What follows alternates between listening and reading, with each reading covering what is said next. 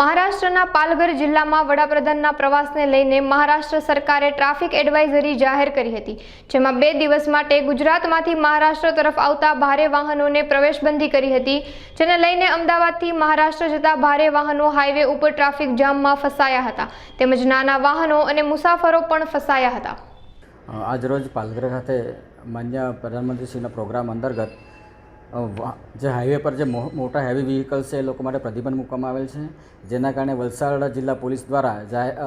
Social media દ્વારા એક સંદેશો આવેલો છે। એમાં તમામ વાહનો જે હેવી વ્હીકલ્સ છે હાઈવે પર બંધ કરવામાં આવે છે, જેના લીધે વલસાડ ડેપો તેમજ સુરત કે નવસારી તરફથી આવતી ઘણી બધી ટ્રીપોનો અસર થવા પામેલ છે, જેને ખાસ કરીને શરૂઆતમાં આપણે અતુલ ચણવાઈ બ્રિજ છે ત્યાં સુધી ટૂંકવામાં આવેલ હતી અને મધુબન કે વાપી તરફ જતી કે નાનાપોણા તરફ જતી એ ટ્રીપોને અમે વાયા ધરમપુર થઈને નાનાપોણા મોકલેલી છે કે જેના લીધે મુસાફરોને અગવડતા ના ઊભી થાય, તેમજ દૂરથી જે અંકલેશ્વર સુરત તરફથી જે ટ્રીપો આવે છે એ વાપી કે સેલવાસ તરફની એમને આપણે વલસાડ ડેપો ખાતે ટૂંકાવી છે અને એમના મુસાફરોને વાયા ધરમપુર મારફતે નાનાપોણા સુધી સર્વિસ અમને આપી છે। અને જે આ બધી જે અતુલ વિદ્યાલય છે, વલ્લભ આશ્રમ છે, એ સ્કૂલનો જે ટાઈમ હતો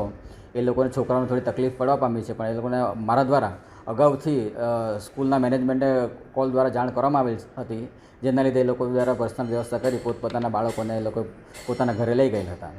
8 વાગ્યા સુધીનું છે, એમાં લગભગ 40 થી 45 ટ્રીપોને અસર થશે। ઉપરથી આવતી ટ્રીપો એમાં બી થોડું પ્રોબ્લેમ્સ થશે એ શક્યતા છે, પણ છતાં અત્યારે હાલમાં જે મુસાફર જનતાને ખ્યાલ આવી ગયો છે, એટલે મુસાફરી અહીં ધરમપુર કે સેલવાસ તરફ જતા મુસાફરો અહીંયા પર્સનલ વાહનોમાં કે પછી જે 4 વ્હીલર વાહનોમાં પ્રવાસ કરી રહ્યા છે, એટલે ડેપોમાં હાલમાં જે ક્રાઉડ શરૂઆતમાં થયું 12 વાગે 1 વાગે એ હાલમાં નથી।